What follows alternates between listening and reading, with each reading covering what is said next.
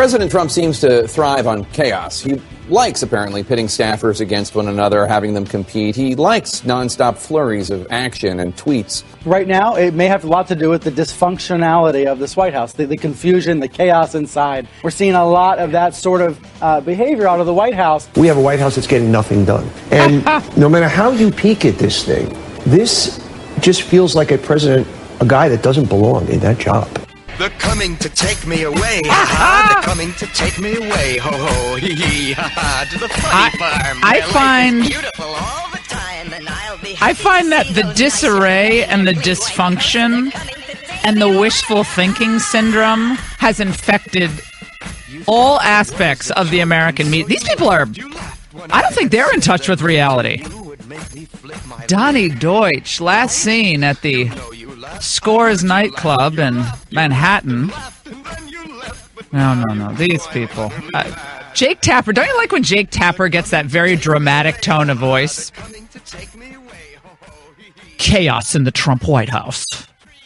I mean, they've all become bit players in their own off Broadway show. Don't you get that sense? The reason that the media have no credibility right now is for the following reasons. Number one, they are, without a doubt, 80% Democrat, at least. That's a low ball.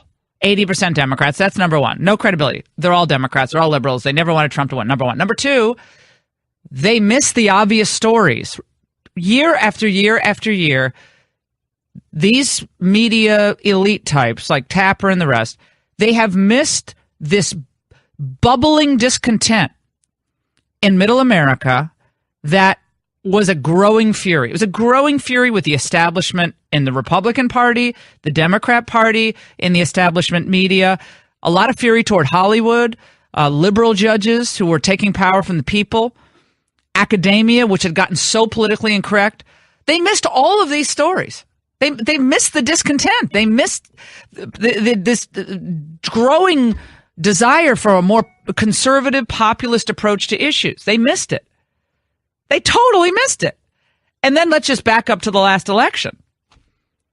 How many of the people that we just heard in that 3-bite montage was Tapper? Who was the second fool? Stelter. Oh, my God. Stelter.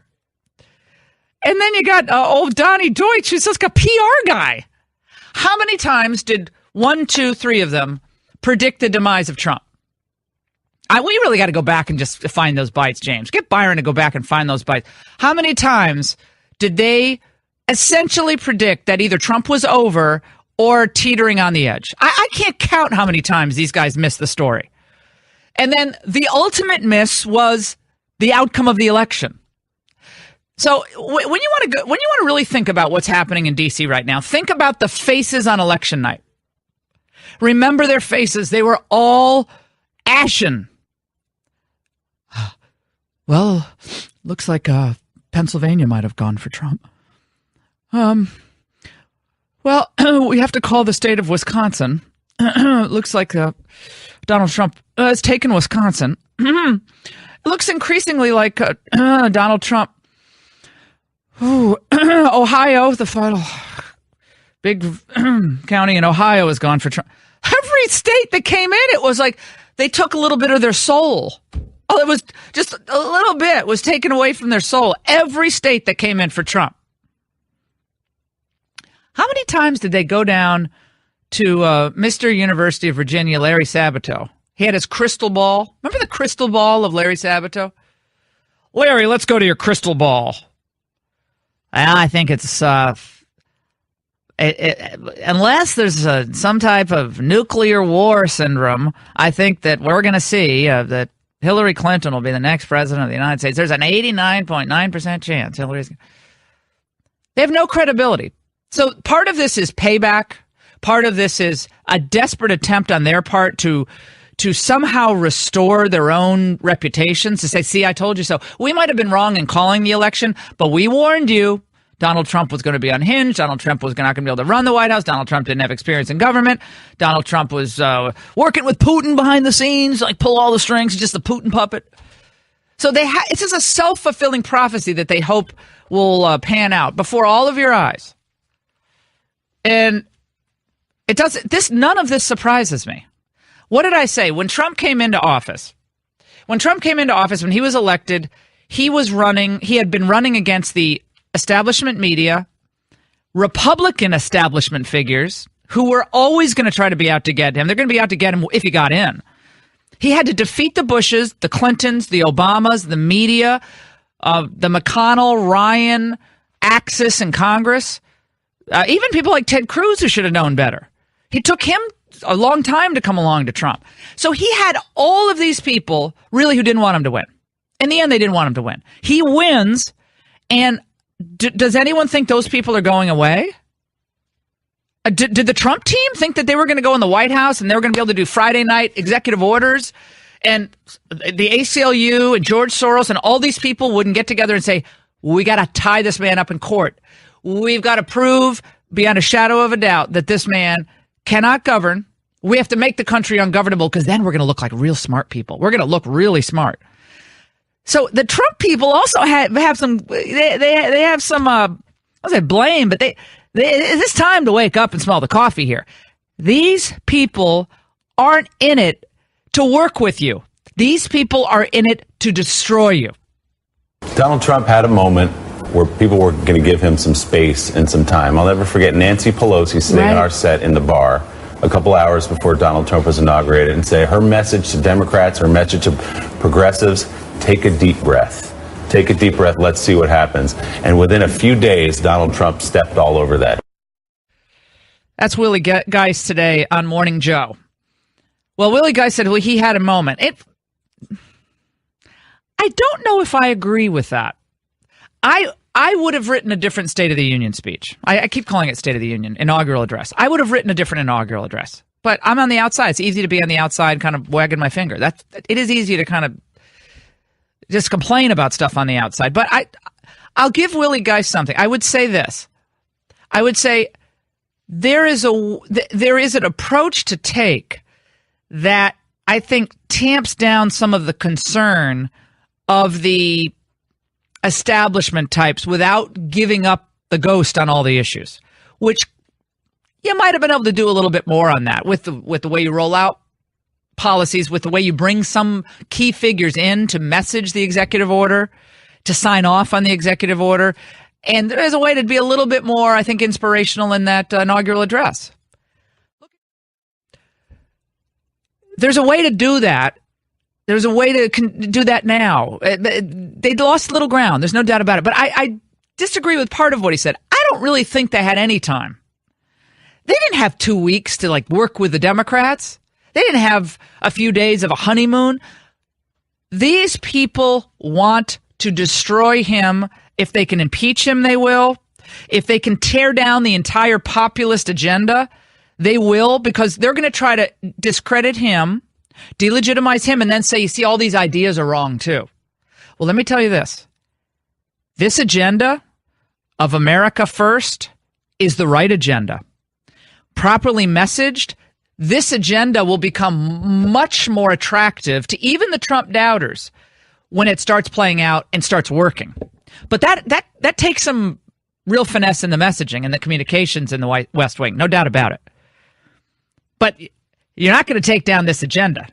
You might try to, it might succeed in bloodying up Trump, but you will not ever prop up a failed agenda of the elites and the globalists that took this country into the depths of poverty in middle America, sold out our sovereignty to these international trade tribunals, and kept our borders open. That is never going to be the right agenda for the country. But make no mistake about this. The left smells blood in the water, to use a tired old phrase, and they will keep feeding on it unless the White House has a correct and measured approach to pushing forth the policies that they believe are going to heal this country, are going to advance prosperity, and are going to keep us safe.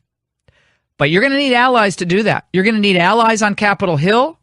You're going to need to bring Mitch McConnell in and say, hey, Mitch, we're going to clear up this Russia deal. That's fine. We're going to do that because we know that they want to keep that on our back as a big albatross. We're going to clear that up, but we're going to start moving through this legislation.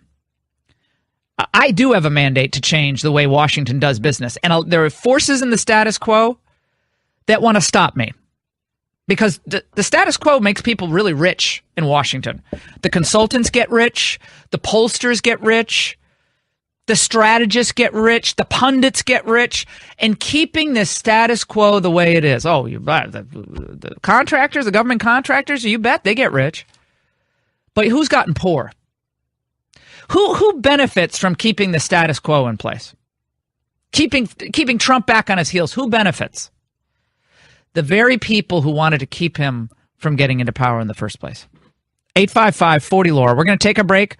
We'll get to all your calls as we're going to talk to Kellyanne Conway. She's going to join us. We're going to talk to one of the more interesting voices in California politics, who is a black female conservative who has been in the trenches in L.A. County, seeing what's happened to beautiful Los Angeles with poor governmental policies. She could be a big ally to Trump out on the West Coast. I wouldn't give up on the West Coast. I wouldn't give up on California. You got to open this movement up and build it out, and that's going to require a lot of hard work and, frankly, tuning out the white noise on the outside. Your reaction to my opening, 855-40-LAURA. Also, we had Netanyahu in town. We'll have more congressional meetings in the White House today. But Netanyahu, I mean, he kind of shows you how to do it, I think. I mean, he's up there. He's confident, total alpha male. He was beaming. You know why? Because there's a new leader in the Oval Office who's not going to step all over Israel at every turn. So that was good to see yesterday. But build on those good moments and executive orders that are meaningful and will be very positive for the country. There's a lot to build on. There's a lot of good here.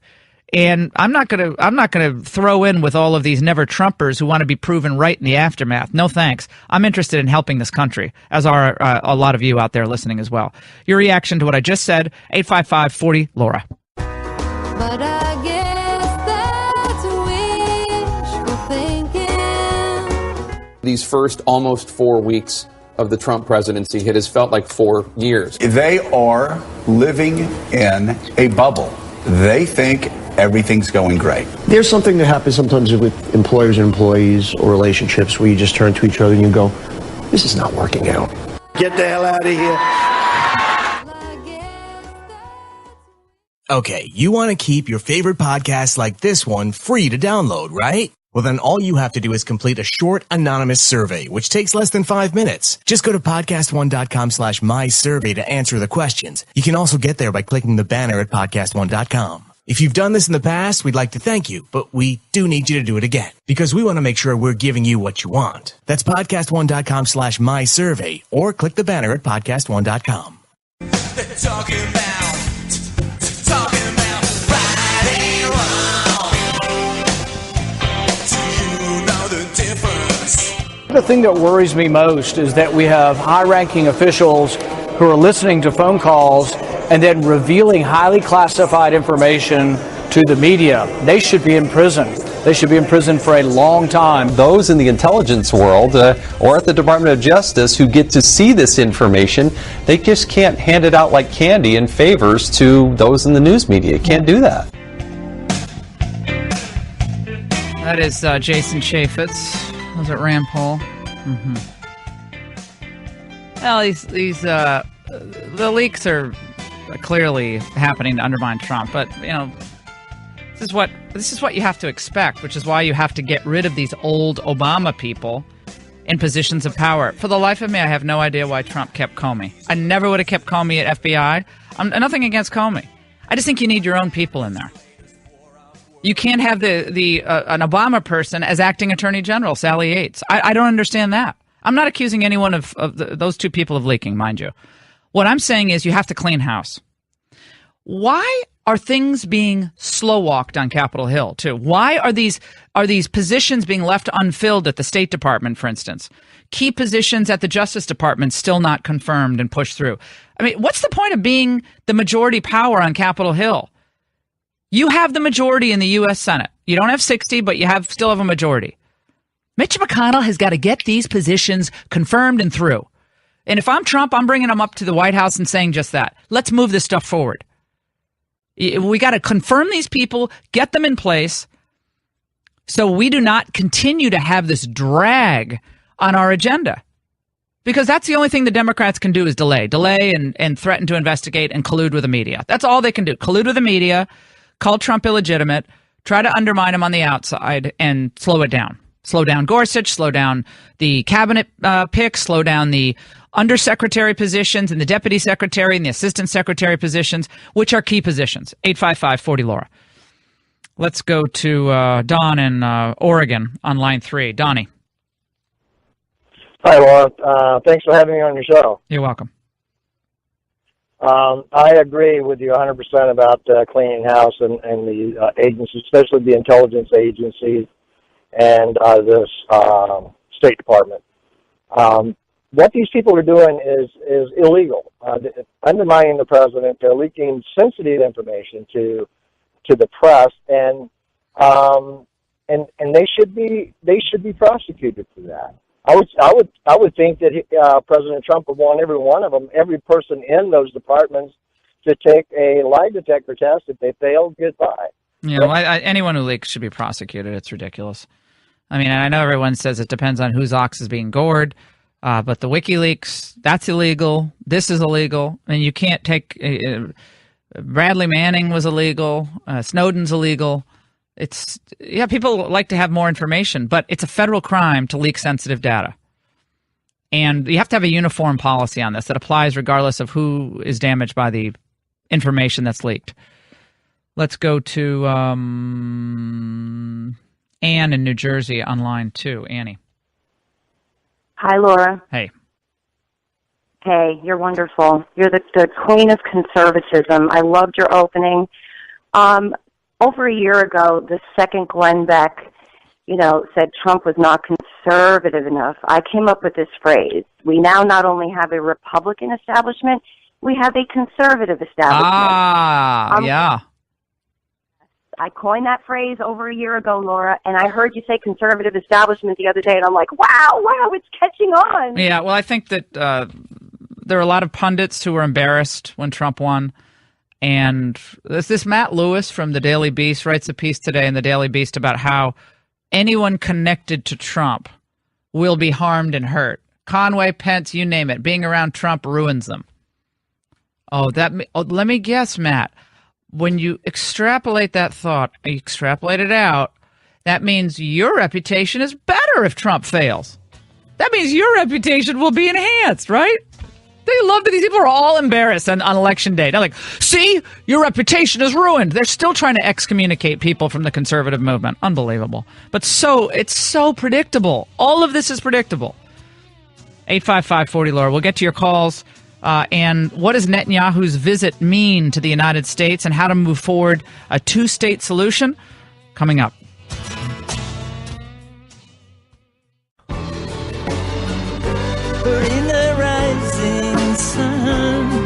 Remember when you first moved into your home and had a million ideas of how to fix it up? Well, this President's Day weekend, you can cross a project off your list with Select Blind's amazing sale on high-quality blinds, shades, and shutters. With Select Blinds, you do it yourself. Doesn't mean you have to do it alone. You can hang a picture. Yeah, of course you can hang a picture. Well, if you can hang a picture, you can hang your own blinds. The specialists at Select Blinds will walk you through how to measure, choose, and install your new window coverings, and then you can get back to the important stuff, like enjoying some relaxation over the weekend. So Select Blinds know this. They put their customers first. Just check out over the 170,000 5-star reviews on their site. SelectBlinds.com is the simple and smart way to get your blinds. Shop this President's Day sale today at SelectBlinds.com for amazing deals on blinds, shades, and shutters. And remember, you mentioned my show at checkout, you get some sample swatches of the room darkening blinds and shades of your choice absolutely free at SelectBlinds.com.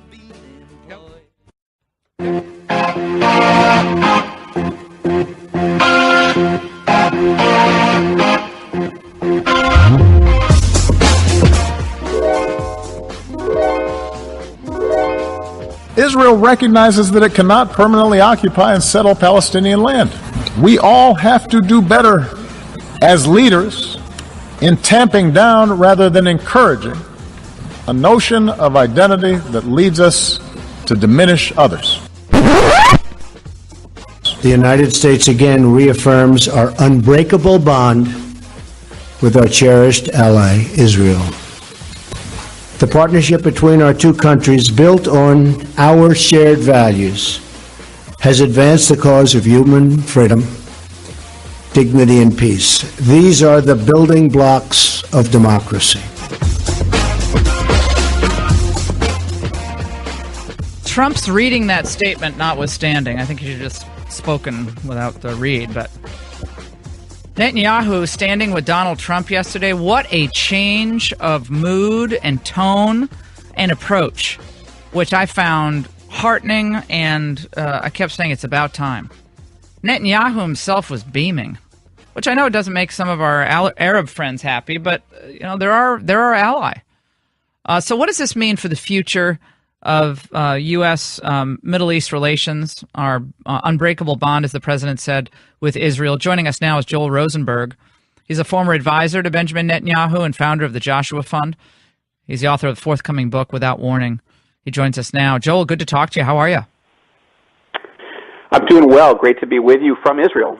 Fantastic. Joel, tell us what you were thinking watching the two of them together yesterday in the White House, with clearly a very different tone after the shabby way that Netanyahu was treated by Barack Obama intermittently over the 8 years when he was in office.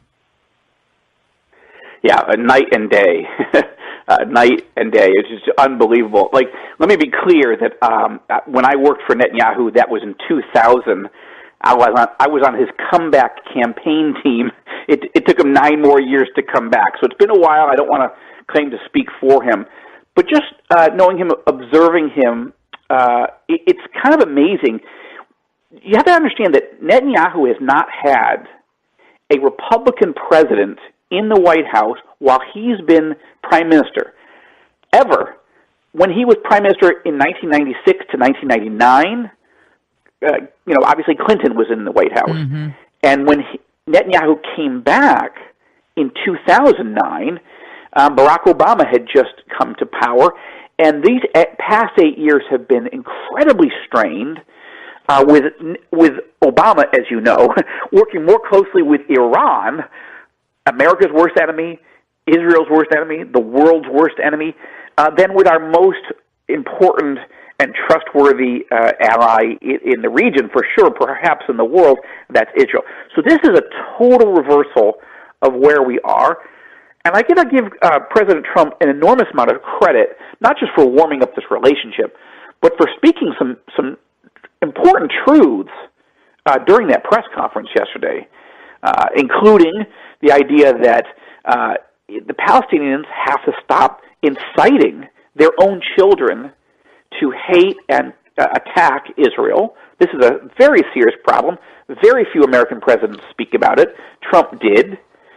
And of course, questioning whether you really can make a two-state solution when you've had for almost 70 years now the Palestinians resisting, going back to November 1947 when the UN created the partition plan to create a Jewish state and an Arab state, and instead the Palestinians were part of attacking Israel, not agreeing to a state, and have rejected every offer for almost 70 years.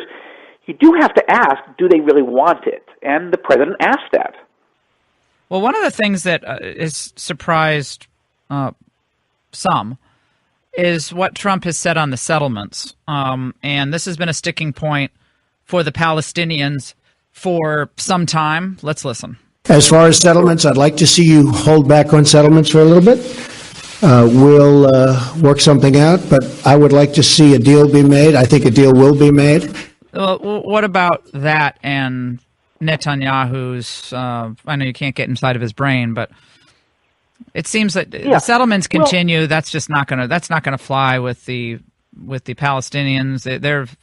They feel like for them that's kind of the ultimate kick in the face. And I know Israel's feeling about this, that this is their land, and it makes sense from their point. But what do you think Netanyahu was thinking there? I mean, they knew he had already said that once. Sure. Well, there was a statement that the White House put out several days ago, and it was fairly precise, and it essentially said that the White House wants to discuss this topic, obviously, with the Israeli government, but it wants there to be no new settlements outside of the existing Jewish settlements in Judea and Samaria, what's known as the West Bank. There can be growth within the existing settlements, meaning, people have children, they have families, they want to grow, they need to build an addition, they want to build a new apartment. So in areas that you already have existing settlements, there shouldn't be any problem, according to the Trump administration. But they wanted to not see new settlements outside of existing ones until they could at least have this conversation. Look, from Netanyahu's point of view, from the Israeli government's point of view, if the Palestinians won't even sit down and negotiate a final agreement, then they have no one to blame but themselves if Israel continues to build in Judea. Now remember, as Netanyahu pointed out, I think a little bit comically, but it's true also, why are Jews, I'm one of them, I'm a Jewish evangelical, but I'm Jewish on my father's side and now an Israeli citizen. Why are we Jews called Jews? Because we're from Judea. Judea is the biblical heartland. That is the territory that now is called by the world the West Bank. So we're not interlopers. We're willing to have a discussion. If somebody wants to make a peace deal with us, we'd like to do it, like we did with Egypt, like we did with Jordan. But if you're just going to resist for 70 years, you shouldn't really be surprised that people are going to start to build in territory that is not occupied, it's disputed. You're listening to the Laura Ingraham Show, 855-40-LAURA. I noticed yesterday that Netanyahu called out Jared Kushner, who has been tapped to be involved and perhaps lead the efforts in Middle East peace. Now, he's a smart guy. He's 36 years old. He's run a real estate empire. But what's the thinking on that, do you think? And what does that say to others in the region? Well, Laura, it's an interesting question because I don't know him. I don't know Jared personally. I'm reading about him. He seems like a smart guy. He obviously has his father-in-law's trust and is a pretty sharp guy. I mean, I don't think there's any question about it. Well, there are a lot of sharp people out there who can't negotiate. There are a lot of smart people who've tried to broker a peace deal and never worked. In this case, I will tell you that, Laura, that I'm uncomfortable with the idea that he would be in this role. One, this is the most complicated negotiation and conflict on the planet in the history of mankind. Two, I don't think you should make it personal. Right. You don't want to make it about family. You want to make it about it's complicated enough. So I'm uncomfortable with that. But look, you have to understand, Laura, and I think you know this about me. I was a never Trumper until about a week before the election. I was very cautious, very concerned, but in the end it was clear. I admit, I came in late, but I ended up believing, of course we have to stop Hillary. And now I'm mostly encouraged by what I've seen by the new president. The team he's put around him has been fantastic. His vice president is somebody I know personally, and I just couldn't be more grateful that he's in that position. But he's got to make some careful choices and not go too family. You've got to put professionals. Now, professionals who agree with not the State Department's view, but with the American people's view that Israel is our most important ally. Yes, Jordan is an ally, Egypt's an ally, and we want freedom and opportunity for the Palestinians, but not at the cost of pressuring Israel to constantly make concessions when the Palestinians refuse for almost 70 years to make peace. Look, it's time. It's time to make peace or not complain when things don't go your way. Well, maybe Jared not being I'm going to just play devil's advocate, maybe not being an expert. All these experts and these professionals, what the heck have they done? I mean, Israel gave up Gaza. Gaza turned into a terrorist haven. It took the Israelis to get the IDF to monitor that fence, put up that fence, that border fence, which has been amazingly effective in keeping out terrorism. But that was, It has. that wasn't the professionals' recommendation that Israel do that. In fact, a lot of the professionals said that was an act of aggression on Israel's part. In fact, that was a smart thing to do. Your borders do mean something. Yeah. And I know some of them are contested, Exactly. but they do mean something. So the professionals have really botched this decade after decade after decade. And here we are, at this point where everyone's at a standoff still. And I think, again, Joel, a lot of Americans are just sick of this. They're like, they don't want to spend another dime in some godforsaken place in the Middle East where we have our boys coming back burned and without limbs, and we say, well, what have we done? What have we accomplished? Well, how are things getting better in the Middle East? And I think just regular people, they see it and they're like, this is a hornet's nest. We're never going to fix this. These are ancient struggles, and America has no place in this. I mean, that's a lot of people are getting to that point, if they're not already at that point. I hear you, and that has been a deep frustration. I write fiction. I write political thrillers about worst-case scenarios. ISIS, and the next book you mentioned, Without Warning, comes out next month. It's about ISIS penetrating inside the United States because we haven't protected our borders. We haven't kept ourselves safe. So I agree with you about the concern. Now, Israel, I would say, is not a godforsaken place. I'm not talking about There's one Israel. place I'm in the talking world. about Syria. Now Trump's I know what you mean. talking about sending troops to Syria. No, now I we're think, going into Syria with troops. President Trump is coming in with a very different worldview, and I encourage that. I'm impressed by it. My cautions about him in other areas notwithstanding, he sees Israel as the source of freedom and opportunity. We've never asked, as Israelis, Americans to come in and fight for us. But we have asked America not to tie our hands behind our backs when we're fighting radical and apocalyptic Islam. And the president is showing tremendous leadership in comparison to Obama, which was constantly throwing us under the bus while telling us he was our best friend. So, look, I think that there's a real opportunity, not with the Palestinians, unfortunately, because they're intractable at the leadership level. But what are you seeing with Jordan, Egypt, the Saudis, the Gulf states, Morocco? You're seeing opportunities that are historic. The president mentioned it. Netanyahu mentioned it. There's an opportunity, I think, to work with our Arab allies against Iran and against ISIS. Well, they better not get going. Not to sideline the Palestinian issue, but to not make it the centerpiece. Right. When there are other important issues and opportunities. Well, we had one guy in there who really had his eyes wide open about Iran, Mike Flynn. He's gone. I mean, he was one of the best people on the Iran issue and Islamism in general, and they, not saying he did everything right either, but they certainly wanted him out. So that's a big loss for, I think, the cause of clarity and understanding. Joel Rosenberg, it's great to have you on. Thank you so much. We'll take a break on the Laura Ingraham Show, close out this hour, as now we learn, supposedly, that the spy community, the deep dark, as they call it, are keeping intelligence information from the president, but because, they can't trust him. Don't go away.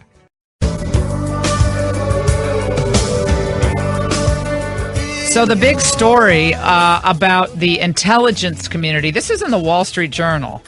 Spies keep intelligence from Donald Trump on leak concerns. Decision to withhold information underscores deep mistrust between intelligence community and president. So this is supposed to make us all think that, oh my gosh, it's really bad. The president's being kept in the dark because they're either questioning his ability to keep a secret or his stability or...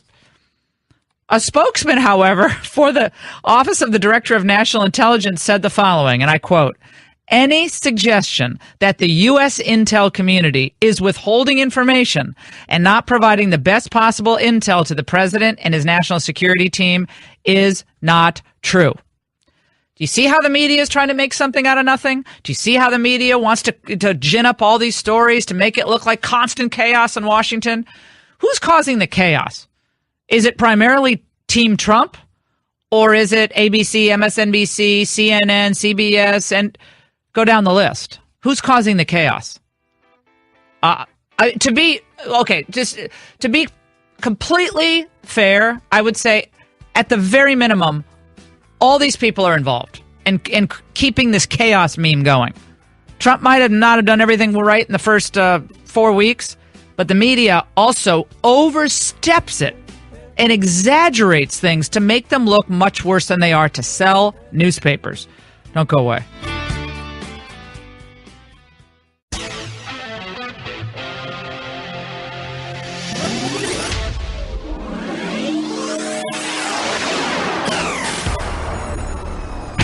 Your healthy radio addiction starts now. Power to the people! The Laura Ingraham Show. With or without you. With or without you, I can't live. With or without you. Today, you might find some of your favorite businesses are closed. That's because organizers in cities all across the U.S. are telling immigrants to stay home from work and school and not to visit shops and restaurants. They're calling it a day without immigrants, and it's supposed to show how critical they are to the U.S. economy and to the country's way of life. With or without you. Day without an immigrant. How are you all getting through the day? This is going to be very difficult for all these fat cats in Washington that some of their restaurants are closed. Do you see that? A lot of the restaurants are closed in D.C. Well, at least Jose Andres, his restaurants are closed. Jose Andres is, we know him. He's been on our show before. Incredibly talented chef. He's extremely well-regarded. And people know him as a celebrity chef, but he won the James Beard Award for a reason. He's incredibly, he's just talented. I've eaten his food. I've had the pleasure of having his jambalaya, which is so good. Makes it on the grill, believe it or not. This huge iron pan. Oh my gosh, so good. But the day without an immigrant. Well, Day Without Immigrants. There was that film, remember, A Day Without an Immigrant. But it's today, and I feel so sorry for the lobbyists and the lawyers who aren't going to be able to go to their favorite restaurants. Listen to this, the CNN report. Immigrants and supporters are planning to strike in a protest loosely organized by social media and word of mouth. The goal is to demonstrate the importance of immigrants. They mean illegal immigrants, by the way. They're not talking about immigrants. They're talking about illegal immigrants, but CNN doesn't write it that way. As the Trump administration continues to pursue hardline enforcement policies. Now, let me translate. As the Trump administration plans to enforce the law. Okay? So when they say hardline enforcement policies, the Ingraham translation is enforce the law. Okay? The advocates are afraid the hardline enforcement policies will disrupt communities and the economy. Well, the communities are illegal immigrant communities. So I'm doing my translation simultaneous with reading the CNN report. Restaurants in the D.C. area, and also this is happening in Wisconsin, Chicago, Los Angeles, Boston, New York, and Miami. Okay, but we'll focus on D.C. for a moment. Restaurants in the D.C. area were planning to operate with short staff, offer menus in solidarity with striking immigrants. What does that mean? Wait. That's like a line from The Onion. Offer menus in solidarity with striking immigrants. That almost sounds like stereotypical. I mean, are they going to offer rice and beans? What are these people saying? This is ridiculous. And in some cases, they'll close altogether, which hurts the immigrants, illegal immigrant labor. See, these restaurants are violating the law by hiring illegal immigrants. They're facilitating the rush and encouraging the rush of illegal immigration to the United States by hiring illegal immigrants. Now they want you to feel sorry for them because they've broken the law, and they want you to stand in solidarity with them because they've broken the law. Let me continue. Celebrity chef Jose Andres, who's locked in a lawsuit with Donald Trump for pulling his restaurant from the Trump Hotel project in Washington over Trump's anti-undocumented immigrant rhetoric. Again, Trump's anti-undocumented immigrant rhetoric. Now, Trump's for legal immigration. So now if you're for legal immigration and you are against illegal immigration, they want you to be branded anti-undocumented immigrant person. So you're, again, if you're against traditional, mucking around with traditional marriage, they call you anti-gay. If you're for enforcing immigration law, you're anti-immigrant. So stay with me through this translation. He has announced he's closing most of his restaurants. Schools were preparing as well. Oh my God. A bilingual charter school in Northwest D.C. Oh, I know that school, the Oyster School. Planned to close, and D.C. public schools were preparing for possible walkouts. Here's my message to you. Walk out. Walk. Leave. See, you are benefiting from the generosity and the stupidity of the American government and the American taxpayer. You are benefiting from being in the United States. But they want to portray this as it's a one-way street. All you people are getting lots and lots of benefits from the illegal immigrant community, and you don't appreciate them enough. That's the message coming out of this day without a illegal immigrant. Thursday's planned protest is the first such event in the nation's capital, but so far it's failed to catch the eye of lawmakers. Oh, I wonder why. So restaurants in D.C. like Zaytinya and Oyamel, Haleo are going to be closed, while China Chilcano would remain open for company staff to work. Now, I'd like to know the theory behind keeping that one restaurant open. Is it the Chinese theme? What's going on? It's a mixture of Chinese and Hispanic food. So he does those combo menus, which are really tasty, by the way. But why keep the China Chilcano open? Why do they get the benefit of staying open? I don't know. And I like Jose. I really do. But this is just... Are you losing sleep on over a day without an illegal immigrant protest that they call a day without an immigrant? Imagine if just actual legal immigrants walked out of every job. I mean, there are a lot of legal immigrants. We love them and we don't want them to walk out of anywhere, but they're legally here. That's what Trump's in favor of.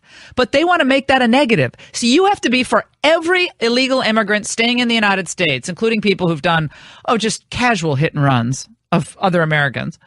If you're not in favor of keeping them here, then you're a horrible, awful, rotten person who's anti-immigrant. That's the translation of this entire article.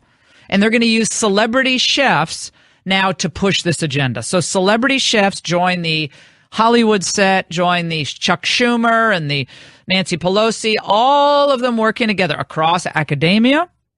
Absolutely. Academia, film, the music industry, and now the food industry. 855-40-LAURA. A day without an immigrant. If you're legally here in the United States on a green card, you should be offended by this. Because you're supposed to walk out of whatever job you have. Just walk out. That's going to help productivity. How is that going to help the illegal immigrant families, by the way? Oh, that's their sacrifice. I see. That's their sacrifice. I bet most illegal immigrants don't want to do this. I bet most of the illegal immigrants, we just want jobs. We want to work here. Don't make us walk out of the, we get paid cash under the table. A lot of folks do. They get paid just the change. They get the cash. They like that. They like that scam of the cash. They don't want to be walking out of their job. Well, there's some more on this. Let's listen. It is time that we stop looking at ourselves and stop, by the administration in Washington, looking at us as second-class citizens, because we all took a part in building this country. That's Detroit, an illegal immigrant. If only they would walk out of protests that they're doing, walk away from the microphone.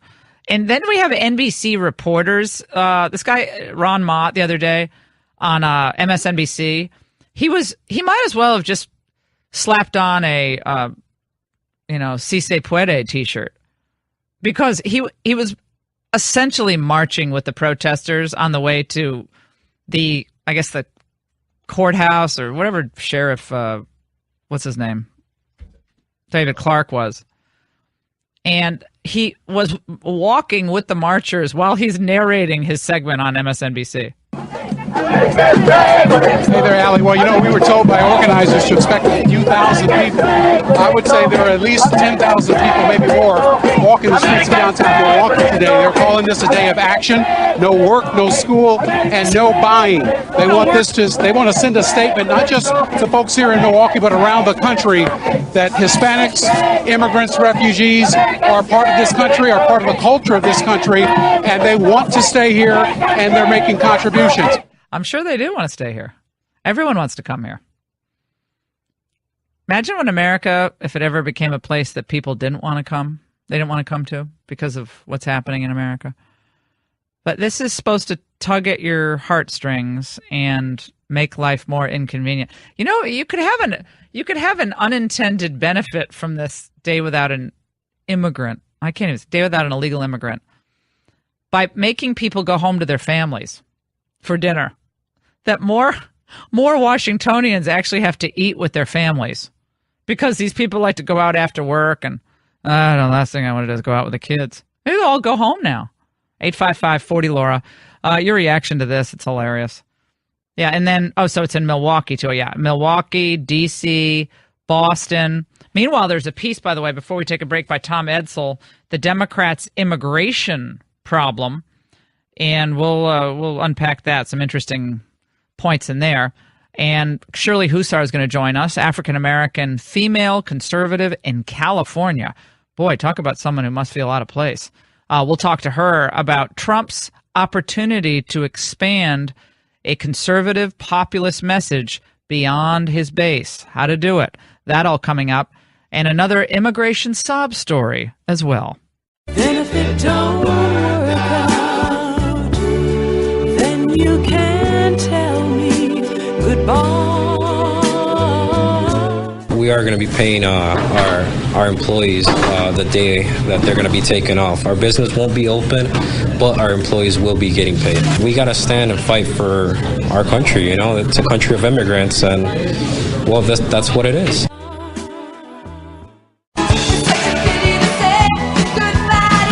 Protesters are taking aim at President Trump's immigration efforts to build a wall along the Mexican border, crack down on undocumented immigrants, and ban travel from 7 Muslim-majority countries. It's kind of sad, you know, to see families are torn apart because of this whole movement, and, you know, it's just unfair. I hope it does make a difference some way, somehow. Maybe. You never know. You are listening to the Laura Ingraham Show, 855-40-LAURA. Let's go to Joe in New York, line 2. Jojo, day without an immigrant, how will you survive and not going to your favorite restaurants? Even health clubs in D.C. are reporting that they have fewer staffers. Joe, go ahead. Yes, Laura. How about we, instead of a day without immigrants, we do a month without taxpayers? That's funny. I like that. Nice idea. Alberto, Florida, line 4. Alberto, go ahead. Laura, look, this would be a great opportunity for us to check out businesses and find out who's hiring the illegal aliens, number one. Number 2 point, this would be a great opportunity for unemployed black citizens to apply and look at the real impact that our illegal aliens have on our country. Look at all the jobs that are being taken. Check that out. Yeah, we can actually get some good data here, perhaps. Yeah, time for the ICE raids to ramp up. Now we know all the restaurants that are closed are the ones who are harboring illegal immigrants. That's actually not a bad point at all. Bobby in Pennsylvania on line 3, leaky faucets and leaky administration. What's going on with that? We got a lot of people who want Trump out, want to delegitimize his agenda and him personally. Bob. Yes, I think we should start a GoFundMe page. Let's try to raise about $1 million and give it as reward money for the arrest and conviction of anyone leaking confidential Washington information. I think this would really go like wildfire. GoFundMe. So you get a reward if you actually provide information on who is leaking classified information and endangering our national security in doing so. So do you have to actually make sure the person's convicted? The person has to be convicted in order to get the GoFundMe money? Yes, exactly, because we don't want people conspiring to just try to get the money. We need to make sure they serve time. Get in jail. I love it. Okay, that's cool. March 20th, by the way, is the date they're setting for the Gorsuch confirmation hearings. That Gorsuch better be a good justice. I'm concerned after his comments about Trump. Let me just say I'm a little...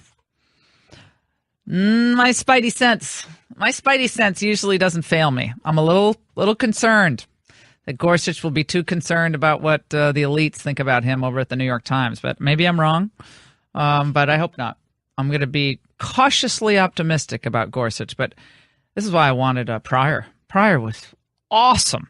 Pryor would have been unquestionably the best choice for the Trump team, but they went with Gorsuch, and he's more of a establishment types like him, and if he just has to not legislate from the bench, and he has to be like Scalia and Thomas and Alito and follow more of an originalist understanding. And if he does that, he'll do a great job. But if he's worried about what people think of him or being protested, or he's worried about the placards being waved around at the Supreme Court by the left, if he's worried about that, then he's not going to make good decisions.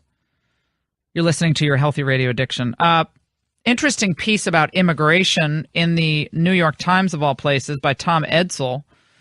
And he starts by saying, why is immigration such a problem for the Democrat Party? Because the title is The Democrats' Immigration Problem. In the fall of 2015, as the presidential campaign began to heat up, Hillary Clinton broke with the Obama administration over its ongoing deportation of undocumented immigrants. She appeared in Telemundo, and she told Maria Celeste Araras that Obama's policies were too punitive. So she moved to the left of Obama on deportation. And remember, Obama did deport about, I think it's more than 400,000 people during his time in office. Clearly, Clinton's attack on Obama's relatively stringent deportation policy was devised to maximize Hispanic turnout. A comparison of national exit polls from 2008, 2012, and 2016, however, shows that Hispanic turnout grew slightly from 9% of the total vote in 2008 to 11% in 2016, but any gain that might have accrued to Clinton from the increase was eliminated by the fact that her margin of victory among Latinos, which was still a very high 66%, was actually 5 points below Obama's haul in 2012. In any analysis of the 2016 vote, it's difficult to separate the issues of immigration and free trade. However, a detailed analysis of exit polls in 4 key states that helped deliver the election to Trump, Florida, Michigan, Pennsylvania, Wisconsin, produced interesting findings not only about Hispanics, but also African Americans who are less supportive of liberal immigration policies than any of the core Democratic constituencies. Gee, I wonder why. It might be that a lot of these jobs that used to be held by African Americans are now being taken by illegal immigrants. This is why Trump has got to stay on this issue. And he has to preach the gospel of enforcement in all communities, including those where a majority of the voters did not support him. African American communities, he's got to get more of these African American leaders, business types as well, who are not in favor of more liberalized immigration. Some have been because of the cheap labor. But you have to pick your battles and find your allies to expand this base. This is good news for the Republicans. Democrats did not get the turnout they needed among Hispanics. And a lot of the driving force behind the turnout for Trump was because of his stance on illegal immigration. That will only grow, by the way, as these protests get more prevalent.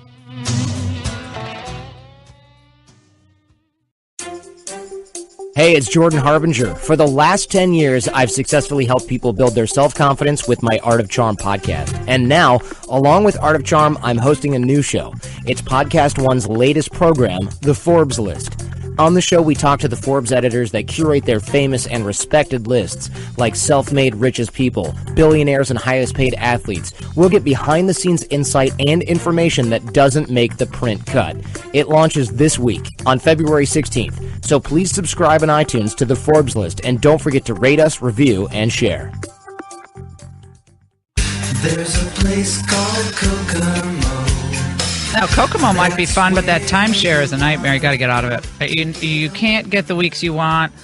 You pay these high fees. They seem to go up every year. And I've heard this from so many of my friends who 15 years ago thought a timeshare was the right thing. Now they don't want their kids to be saddled with this. So if you want to get out of your timeshare, which I know a lot of you probably do at this point, Resort Release can help you. Now, resortrelease.com, they'll help you legally walk away from these contracts. And they have a 100% guarantee that lets you do that and permanently get out of the timeshare. And if you don't, by the way, get out of the contract, you don't pay a dime, period. So you have nothing to lose here. ResortRelease.com is rated A+ by the Better Business Bureau. I do my research. We don't have partners with advertising organizations with these products that don't work. Okay, so Resort Release works, and just look at all the satisfied customers. It's awesome. 18,000 people have now gotten out of their timeshares. So you don't want to pay those maintenance fees. I don't blame you. You get a $500 credit back when you enroll in their services if you use my name, Laura. All you need to do is go to resortrelease.com or call them at 855-66-LAURA. That's 855-66-LAURA.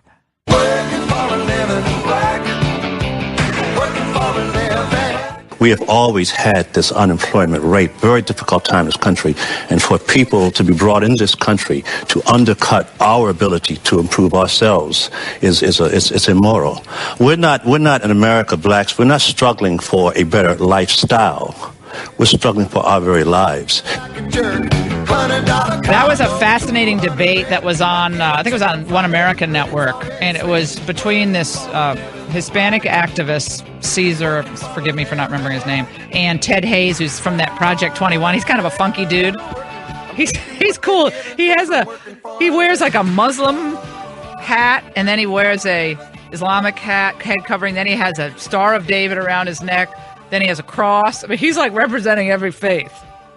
He's a kind of a community activist type, but this was really fun to go back and watch because the two of them were just going at each other, but it was fairly respectful because he kept saying, look, I feel a lot of compassion for the folks in Mexico and in Central America who are struggling themselves. They want a better lifestyle.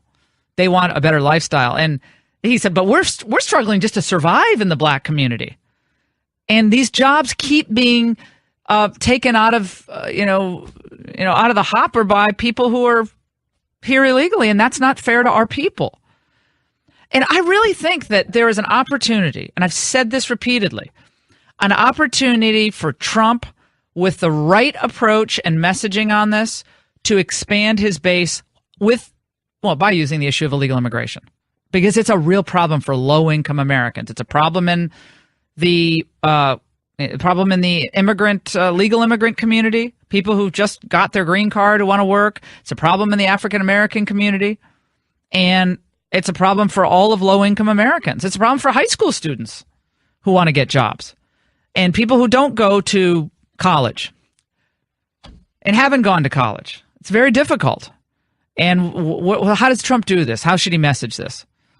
Shirley Hussar is the California state delegate for Trump, CEO of Urban Game Changer, columnist for the Washington Times. We love Shirley. She's an African-American, strong, female, conservative, and unafraid. I like people who have courage, the courage of their convictions. If you're on the left, you have the courage of your convictions. You fight for it, and you're respectful, fantastic. On the right, same thing. I have respect for people who fight for what they believe in and who love this country.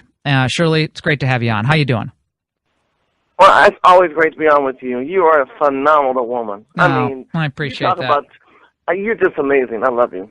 Shirley, do you agree with me that Trump has an opportunity here in pushing aside the Russia stuff and all that media won't have the knives out for him, obviously. But I think he has to remember how he got elected and how, even with all of the media bias and the Republican establishment against him and the unfairness and even with all of that, he was able to expand his voting base among African Americans by 2% over Romney, which I think is good considering what they were doing to him.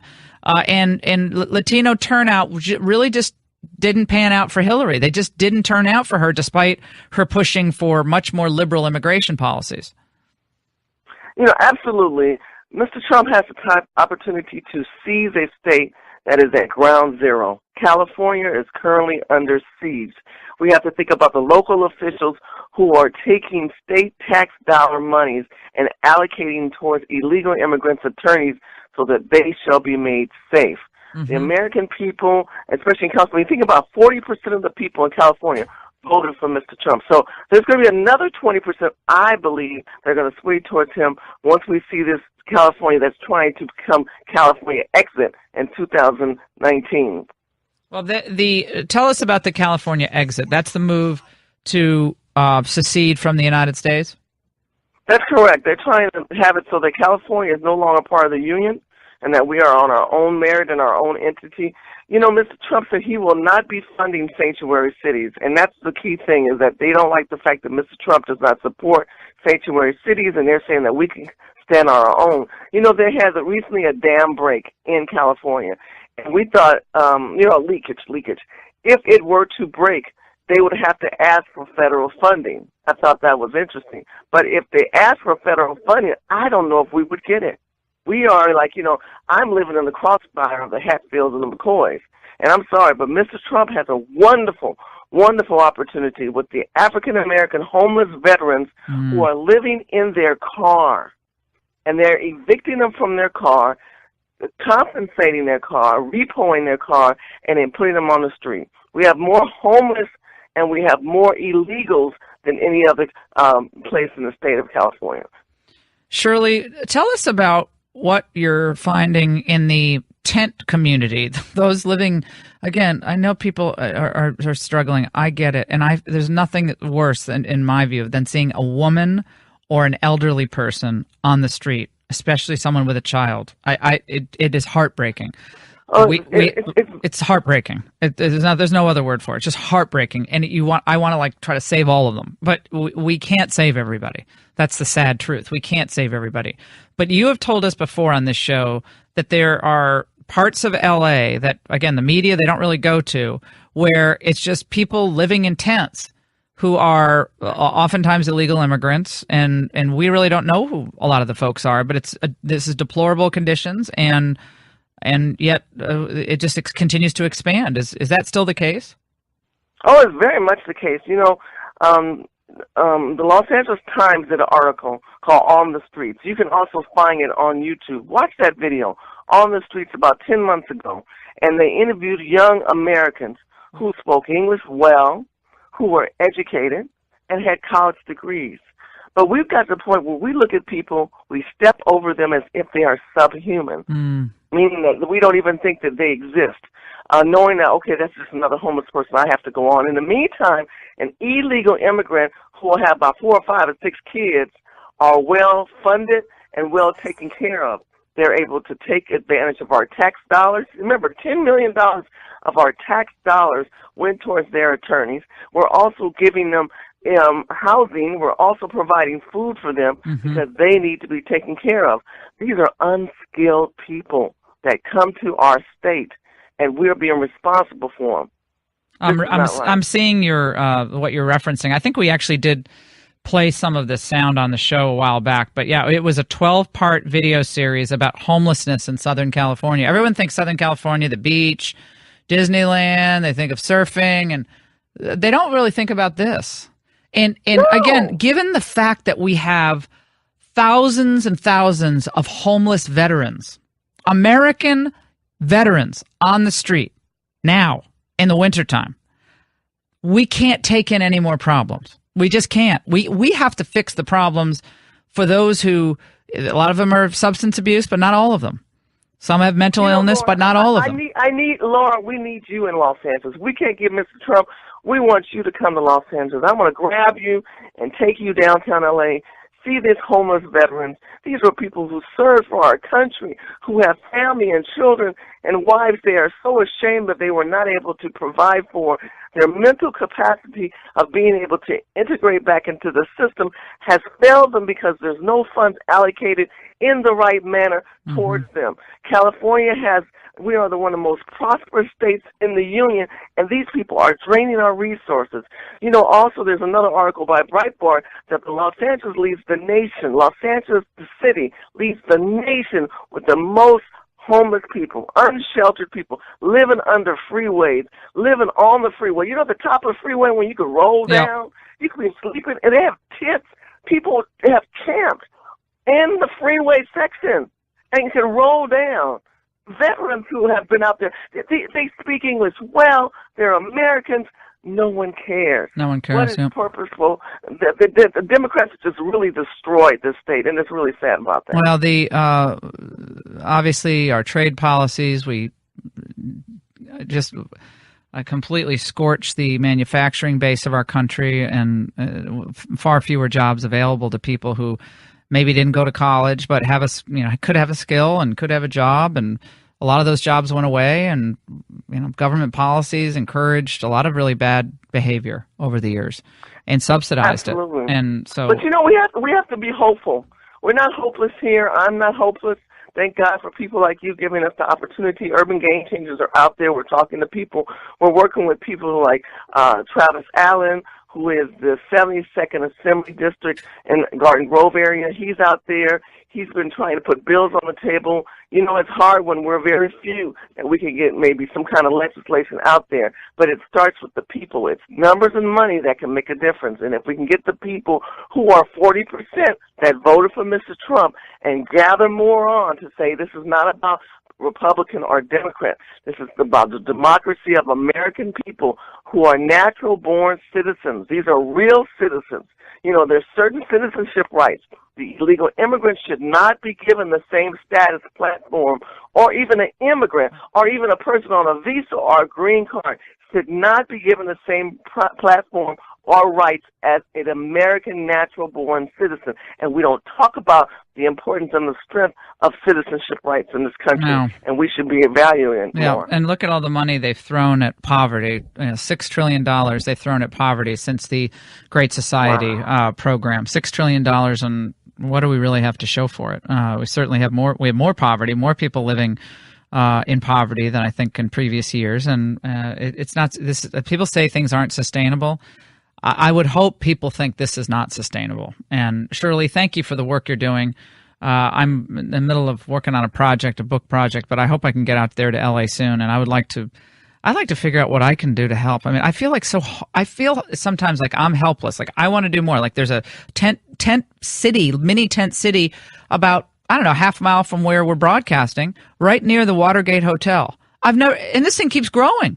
And I'm thinking, is anyone in the D.C. government going to do anything? Is anyone in the federal government going to do anything? It keeps growing and growing and growing on this little grassy knoll, and again, highway overpass.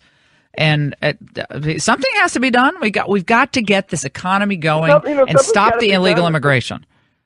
Yes, the mentally ill right now are very strong. That's the problem. We keep throwing money towards food and housing. That ain't it. You got to get somebody's mind together. Get your mind together. Get their spirit together. The churches need to come involved and start just going out and talking to people. Even if we had organizations where, we have no money, we have no food, we just want to give you some mental stability to know that your days will not always be like that. Every life, there's dignity in every life and dignity in every job. And we appreciate it. Shirley Hussar from Game Changers, Urban Game Changer. And keep it up, Shirley. We'll talk to you soon. We'll take a break on the Laura Ingraham Show. A lot more to get to. Stock market way up, which there's some confidence and optimism out there for investors.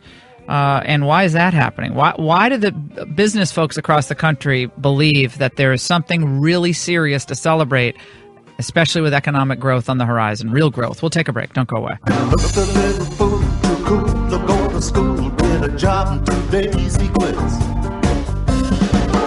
Pray tell what's gonna happen to brother, who's gonna help him get further.